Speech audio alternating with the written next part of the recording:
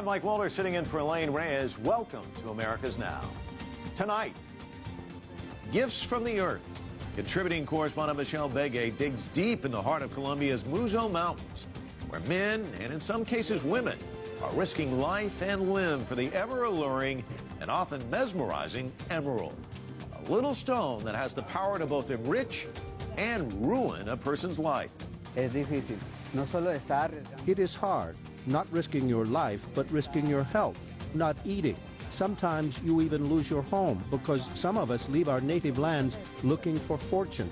The wife waits for you to come back, and you continue with that dream and dream and dream and never go back. You only go back after 10 years and you have lost everything. And then quenching one's thirst in a tall, cold, clean glass of water. For millions of people around the world, it's as easy as turning on a faucet. But as contributing correspondent Daniel Schweimler found, for people living in a small town in Bolivia, having access to clean running water was something they could only dream about until now. Turn on the tap and water comes out. What could be simpler? This is now something being enjoyed by the people of this community as a luxury, or some might say a fundamental human right, slowly being spread to other communities in the country. The house of Isabella Oban was the last in Cuchumuela to receive running water, and she told me, speaking Quechua through a translator, that it's changed her life. They're happier now, she said, since they don't have to travel so far to get water. They have more free time. We begin in Colombia. Today, it is a country widely known for its almost 5 decades of armed conflict, infamous drug lords, and in the best cases, coffee. But before all of that, Colombia was recognized abroad for its beautiful gemstone, the emerald. Centuries ago, much blood was shed over the green crystal as greedy Spanish conquistadors fought Colombia's Muso Indians to obtain control of the mines that house the precious stone. As the emeralds from Colombia were traded by the Spaniards, they became popular all over the world, even reaching Asia, where they were featured in the crown jewels of India, Iran, and the Ottoman Turks. America's Now correspondent Michelle Begay takes us to the Emerald City, where the finest green stones of the world have been mined. The emerald stone. Because it is so rare, it is considered to be more precious than diamonds. It has adorned the crown jewels of some of the oldest royal dynasties around the world. And some of the rarest and most expensive emeralds have come from Colombia's Muso mines. Tucked away in the majestic mountains and forests of Muso stand 2 hills that represent the emerald's mythical origin. They are Tena and Fura, who were husband and wife living in a Garden of Eden. But one day, Tena was forced to commit suicide because of his wife's infidelity. As Fura grieved her actions, it is said that her regrets became blue butterflies, and her tears turned into emeralds. A ver, nosotros tratamos de darle un símbolo a esta leyenda mitológica, formando las lágrimas de la diosa Fura. Pablo Emilio Vanegas is a craftsman in Muso that has been working with emeralds his whole life. While the most famous may be the teardrop shape, the green stones come in all shapes and sizes. The clearer and greener the gem is, the more value in the worldwide market. But Mr. Vanegas works with all the precious stones that come out of the mine, no matter its imperfections. Esto es una pasión. Uno se apasiona y la esmeralda es prácticamente un atractivo, una atracción, un embrujo, como se dice en el popular más o menos. And the men and women of Muso have been under the emerald spell for centuries. 80% of the economy here depends on the emerald's mining and trade. Today, the municipality of Muso only has 12,000 inhabitants. But just 30 years ago, during an emerald fever, waves of immigrants came from all over the country searching for the precious stone. Gente llega por la ambición y unos por la ambición, otros por la necesidad de la esmeralda, otros que no consiguen trabajo en otras partes y se vienen a una aventura, porque esto el trabajo de la esmeralda no es que vaya uno a la fija. Pedro Peña is 72 years old, and for decades he has been working as an emerald miner and huaquero, or treasure hunter. He has had ups and downs in the business, but nothing can replace the feeling of finding an emerald for the first time. Coge así, como cuando coge una muchacha bien bonita que le gusta a uno. Después de que la tiene en los brazos, Dios mío, después de esto el cielo. And as a single man who never married, one could say Pedro Peña has only been faithful to this gem. Como dicen por acá, ¿no? Una esmeralda, una morralla blanca de poco valor. Dicen que no sirve, pero eso es como, hablándolo como lo que le acabé de comentar, ¿no? Como la mujer, puede ser la boba, puede ser la bonita, puede ser la fea, puede ser como sea, pero todas sirven. Pedro Peña is at La Playa, or the beach, where all the buying and selling of emeralds in Muso takes place. Esta es una piedrita que, como puedes ver, es pequeña, ¿ves? Sí. Pero hay piedritas así que pueden valer 500, 600 millones. Como esta más o menos está en un promedio de, la veo para 5 millones. Estoy dando 4,5, 4,7 se puede dar. Franci Joana Reyes is one of the few women buyers in La Playa. All day she waits for treasure hunters to bring in their findings. Que busco en una esmeralda que sea bonita, que uno la talle y que se dé. Uno siempre aspira, pues, la palabra rebuscarse es la misma de riqueza. Uno, pues, conseguir plata, rebuscarse uno y busca una esmeralda eso. La belleza, ella es hermosa. La esmeralda es única. But how to put a value to a stone when it still hasn't been cut and polished? That is the key of the trade, Reyes says, and there's always a risk. Es conocedor, hay conocedores de esmeralda, pero uno jamás termina por conocer una piedra, porque tú la tallas y no sabes cómo va a quedar. Claro. As you look across La Playa, you notice few women. This industry is mostly run by men, and Franci Reyes has worked hard to win the respect and trust from her colleagues. Un negocio grande, por ejemplo, que vale por ahí 50, 100 millones o eso, aquí lo que vale es la palabra. Aquí no hay casi ni cheques ni nada de eso, aquí en la playa. Entonces uno le dice, por ejemplo, le levanto 50 y en 15 días le levanto otros 50. Así es el negocio, se maneja acá. Si usted tiene crédito, ¿no? En la playa y sabe que usted cumplía, que no vas a quedar mal. Por si una persona que queda mal, pues... In the surrounding areas where the river washes up on the rocks, the treasure hunters work hard, sifting through the rubble that comes out of the mines. They are looking for a green sparkle in the piles of earth. For a newcomer, this work can look tiresome and overwhelming. But Pedro Peña says you just need to know where to look. Del mismo terreno, cuando yo estoy trabajando, yo parece que estuviera hablando con una persona, parece que el terreno mismo me va indicando, me va hablando, me va diciendo cómo puedo seguirlo. And the men do just that.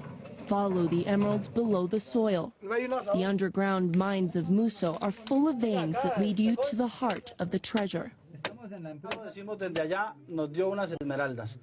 Venimos trayéndola acá a 2-3 metros, la vamos a seguir hacia el piso. Vamos a hacer, aquí llamamos a hacer una forma de clavada. Se nos clava hacia el piso, entonces la veta sigue acá al piso. La vamos a seguir hacia el piso. ¿Cómo saben ustedes que la veta va por allá? Claro, ve, acá va la veta.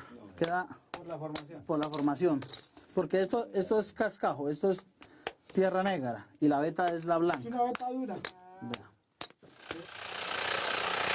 Edgar Chacón, an administrator of this mine from the Mina Real, says wherever there is a white rock, there might be emeralds. Acá para nosotros los esmeralderos, los mineros, no nos queda grande nada. Cuando en este caso, si la veta nos coge hacia el techo, formamos un paquete. Nosotros nos guiamos por el medio de... Por donde ella vaya. This mine is only 150 meters long and 2 years old. On average, 6 to 10 men work in a mine at a time. Some can reach more than 1,000 meters in length. It is a hard job working in 40-degree weather with 100% humidity. The work hours are extended depending on whether or not emeralds are being found that day. In these dark corridors, there is always a possibility of a fatal accident. But the workers we speak to say they get over it after the first day. Pues uno siempre allá se acostumbra a la mina, por lo que no hay nada más que hacer sino únicamente el trabajo de la minería. Rubén Darío began working in the mines when he was just 13 years old. A los 15 días que había entrado a trabajar me enguaqué. Me encontré una chispita, la vendí en 16 millones. ¿En 16 millones? En 16 millones. Era pequeñita y ahí fue donde le cogí más amor al trabajo, a la minería. The men earn a percentage of what they find. An administrator from the mine owner is always around to collect and see that no stones go astray. Rubén Darío is now 34 years old. He is a husband and a father of 4. But he doesn't worry about not having a stable salary. He trabajado en la mina de carbón también. Pero no es lo mismo porque uno allá trabaja por un sueldo. Mientras que aquí uno se demora 3, 4, 5 meses de pronto sin hacer nada, pero cuando se rebusca uno, le llegan cualquier 10, 12, 15 millones. Rubén Darío gives us a tour of the mine he currently works in. It is called Matefique. We're 34 meters below ground, and the men are about to prepare a blast so that they can go deeper into the mine where they think are more emeralds. This rock was too much for the men's hammers and chisels, so now they bring in a drill. They make lugares de nacimiento, sí, nos venimos, o sea, buscando una fortuna y entonces la esposa ya se queda esperando a que uno regrese. Y uno siempre con ese sueño, y uno no regresa. Uno regresa por ahí a los 9, 10 años y cuando regresa ya todo lo ha perdido. William has 2 daughters and a son. His wife left him. He says she stopped waiting for him long ago to come back from the Emerald City. It would be easy to think that William will give up soon, but when asked, it doesn't seem to be in his plans. Sí, yo no sé Dios qué pensará hacer con nosotros, pero estamos y la fe nos mantiene que de un momento a otro Dios nos socorre algo bueno para poner un negocio, ya sea para tener lo necesario. When times are tough, the miners and treasure hunters, young and old of Muso, feed off of the stories of glory and fortune, praying they will someday become legend. But could it be that we are finally seeing the last of Fura's emerald tears for Tena? And instead, will Muso become the land of butterflies, full of regrets? Our thanks to Michelle Begay for that report. While Colombia continues to be the #1 exporter of emeralds worldwide, this million-dollar industry has seen a decrease in production over the years. In 2004, almost 10,000 carats worth of emeralds were mined and registered by the Colombian government. In the following years, it has decreased steadily, with the lowest year in 2008, producing only 2,000 carats worth. The men and women of Muso say that this is because of higher environmental standards that don't allow open-pit mines anymore. Although strip mining is less expensive and more productive than underground mining, it has proven to be extremely hazardous to the environment. We'd love to hear from you about this story and all of our America's Now stories. Please write to us at an@cctv-america.com or send us a tweet. Our handle is @CCTV America's Now. Coming up, a town in Bolivia that is saying, let it flow to H2O. Welcome back to America's Now. I'm Mike Walter, filling in for Elaine Reyes. Bolivia is one of the poorest countries in Latin America. Its underdeveloped infrastructure means many of its people don't have the basic facilities most of us take for granted. Clean running water is the most poignant example. The Bolivian authorities, in partnership with a U.S.-based organization called Water for People, are attempting to change that. America's Now contributing correspondent Daniel Schweimler went to visit one of their projects near the city of Cochabamba, where up until now the daily convenience of drinking pure, safe H2O has been a luxury.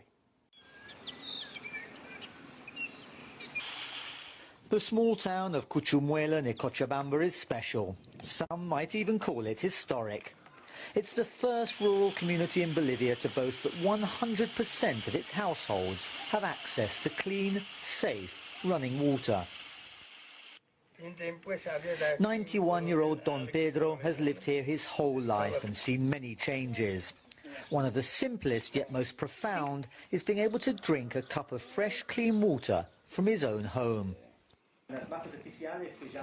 Installing the infrastructure, laying pipes, providing water tanks and consulting the local residents has been a long, sometimes complicated process, coordinated partly from here, the Cuchumuela Town Hall, and overseen by one of the youngest mayors in Bolivia, 31-year-old Oscar Terrazas.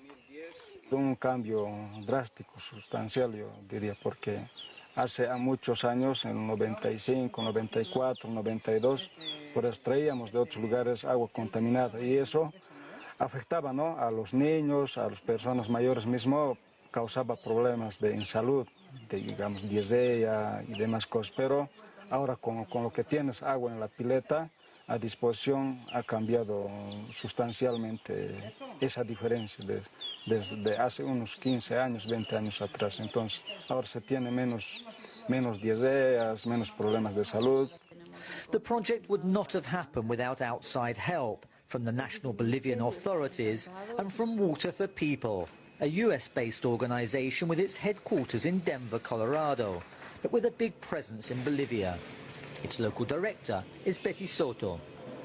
Trabajamos con pequeñas protecciones de vertiente donde hay vertientes de agua que benefician a 2 o 3 familias con sus piletitas a nivel domiciliar, o donde realmente no hay, entonces construimos tanques de cosecha de agua de lluvia para que la familia durante la época de lluvia pueda recolectar esa agua y tenga agua de mejor calidad que la del río durante 6 o 8 meses al año. Cuchumuela es una zona semiseca con periodos de sequía o de helada muy fuertes cada 2 años cíclicamente, con un desgaste y deterioro de los terrenos muy fuerte, es altamente pedregoso y diríamos que tiene fuentes de agua, pero no son las mejores.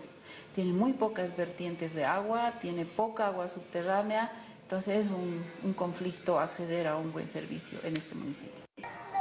Cuchumuela was just the first. Now all the communities in the region want the water to flow. This is a regional fair in a nearby town where the locals are being informed and educated about what having running water installed will entail. Everyone, it seems, wants to be involved. No contaminemos para que no llegue enfermedad a todos los seres vivos. Turn on the tap and water comes out. What could be simpler? This is now something being enjoyed by the people of this community as a luxury, or some might say a fundamental human right, slowly being spread to other communities in the country. The house of Isabella Oban was the last in Cuchumuela to receive running water, and she told me, speaking Quechua through a translator, that it's changed her life. They're happier now, she said, since they don't have to travel so far to get water. They have more free time. Juan Carlos Vica worked on the social preparation, explaining the benefits of running water, especially to the elderly residents who had only ever known the old ways. Then the many benefits for the rest of the community, how to manage and maintain the water system long after the installation was completed. Pasado lo que es la parte técnica, volvemos a entrar con lo que es la parte social. ¿A qué? A que sea un mantenimiento y lo que sea sostenible. A lo que es el mantenimiento, a crear a capacitar a las personas líderes, como presidente, un tesorero y uno que es el plomero, que se encarga en arreglar todas las tuberías que están rotas, dañadas, en refaccionar. Y también se dedica a leer los medidores para que no excedan el consumo de agua, ¿no? Nea Garcia was the chief engineer, proud of what they've installed and the difficulties they've had to overcome. Estamos aquí en un tanque de almacenamiento que capta agua de más o menos unos 3 kilómetros más hacia arriba. Es una vertiente, es la obra de toma que viene desde ahí y viene a captar aquí al tanque de almacenamiento agua. Y de aquí es de donde se distribuye el agua a todas las familias. Es una forma de captar y tratar el agua, distribuirlo sano y La estructura que tenemos de este tanque de almacenamiento es de hormigón ciclópeo, que aproximadamente almacena más de 30.000 a 40.000 litros. Porque estamos ayudando a mejorar la calidad de vida que tiene toda la familia, sean hombres, mujeres, niños especialmente, que es uno de los objetivos de Waterport, mejorar esto.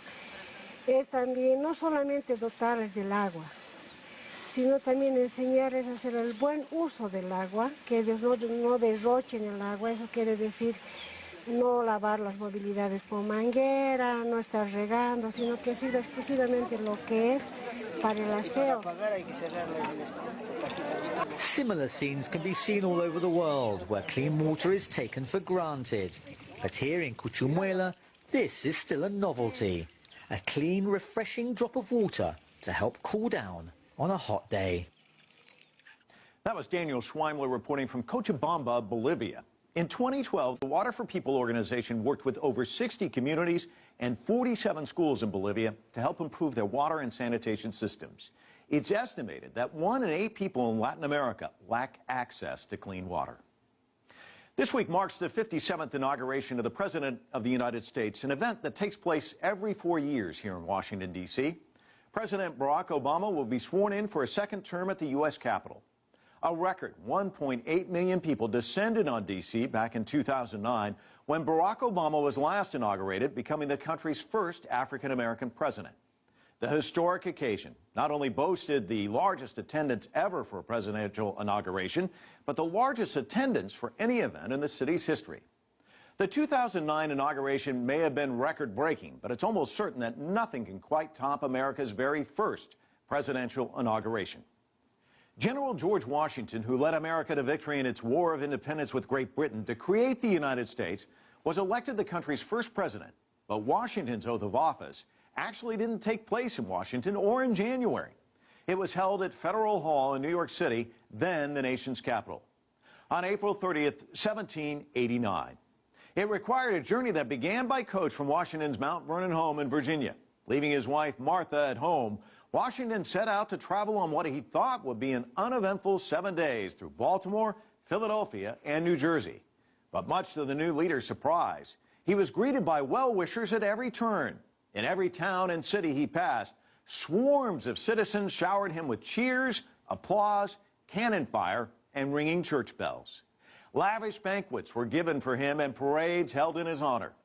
His fellow countrymen sang, danced, and recited poetry as young women threw flowers in the path of the hero of the Revolutionary War.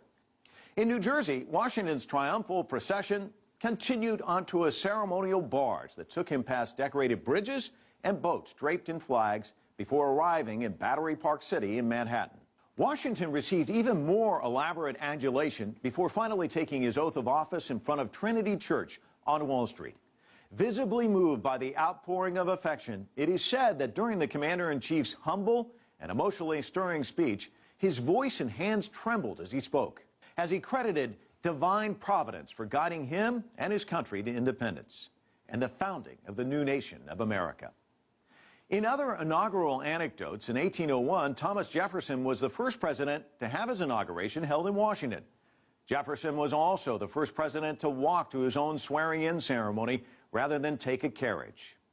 Abraham Lincoln's 1861 inauguration marked the most security ever to be on display as the nation stood on the edge of civil war. Lincoln's procession included unprecedented protection for the times, including an armed cavalry and infantry. Speaking of Lincoln, Rough Rider President Teddy Roosevelt wore a ring for his inauguration in 1905. Inside the ring, a lock of Abraham Lincoln's hair. Teddy Roosevelt attended Lincoln's funeral procession when he was a 6-year-old boy. And while this week's weather is expected to be chilly, it will be nowhere near as cold as Ronald Reagan's 1985 inauguration. The coldest inauguration day in history. It was so frigid, the oath took place indoors for the first time inside the Capitol Rotunda. Next week on America's Now, contributing correspondent Dan Collins introduces us to an ancient Andean food source that is having a booming rebirth. Illuminated in the golden glow of the Andean sun, a field of quinoa ready for harvest. In Bolivia, much quinoa is still harvested by hand. These images conjure up a pastoral idyll of Andean farmers living as they have for millennia in harmony with Mother Nature. But the golden grain of the Andes is nowadays big, big business. This is one of the most ancient crops to be grown in the Andes. It's been eaten in communities like this for thousands of years. But the fantastic thing about quinoa is it can be grown in the most unforgiving of places, which makes it an important food security crop for the future. That brings us to the conclusion of our broadcast. You can find us on the web at cctv-america.com and on Facebook at cctvamerica.com. Elaine Reyes will be back next week. Please join us then for another edition of America's Now.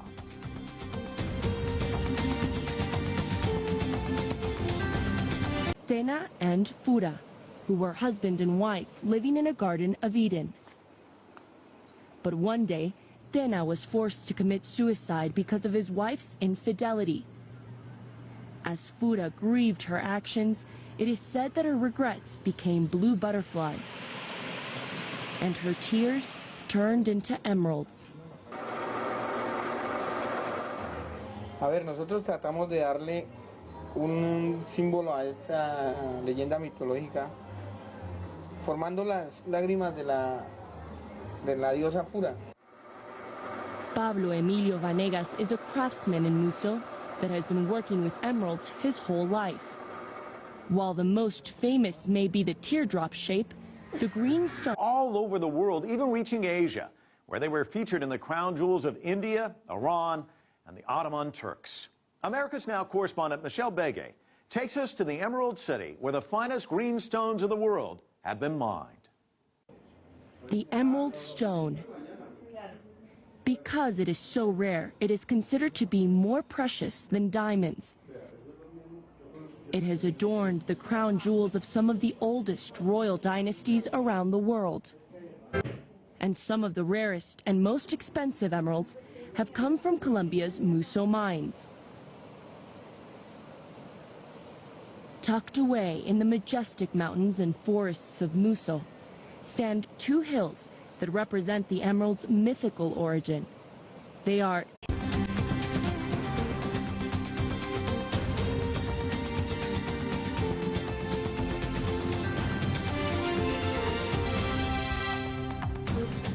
I'm Mike Walter, sitting in for Elaine Reyes. Welcome to America's Now. Tonight, gifts from the earth. Contributing correspondent Michelle Begay digs deep in the heart of Colombia's Muso Mountains, where men, and in some cases women, are risking life and limb for the ever-alluring and often mesmerizing emerald, a little stone that has the power to both enrich and ruin a person's life. Es difícil. No solo está arriesgando. It is hard, not risking your life, but risking your health, not eating. Sometimes you even lose your home because some of us leave our native lands looking for fortune. The house of Isabella Oban was the last in Cuchumuela to receive running water, and she told me, speaking Quechua through a translator, that it's changed her life. They're happier now, she said, since they don't have to travel so far to get water. They have more free time. We begin in Colombia. Today, it is a country widely known for its almost 5 decades of armed conflict, infamous drug lords, and in the best cases, coffee. But before all of that, Colombia was recognized abroad for its beautiful gemstone, the emerald. Centuries ago, much blood was shed over the green crystal as greedy Spanish conquistadors fought Colombia's Muso Indians to obtain control of the mines that housed the precious stone. As the emeralds from Colombia were traded by the Spaniards, they became popular. The wife waits for you to come back, and you continue with that dream, and dream, and dream, and never go back. You only go back after 10 years, and you have lost everything. And then, quenching one's thirst in a tall, cold, clean glass of water. For millions of people around the world, it's as easy as turning on a faucet. But as contributing correspondent Daniel Schweimler found, for people living in a small town in Bolivia, having access to clean running water was something they could only dream about until now. Turn on the tap and water comes out. What could be simpler? This is now something being enjoyed by the people of this community as a luxury, or some might say a fundamental human right, slowly being spread to other communities in the country.